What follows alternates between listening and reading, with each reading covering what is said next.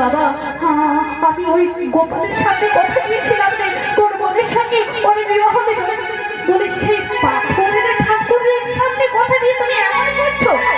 হ্যাঁ বাবা, ও ঠাকুর আমার মানি না।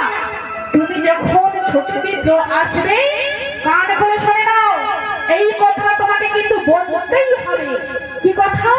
না, আমার বয়স হয়ে গেছে, আমি কাকে এই কথা নেই, আমার কোনো মনে নাই, এটাই তোমাকে বলতে হবে। আমি এত বড়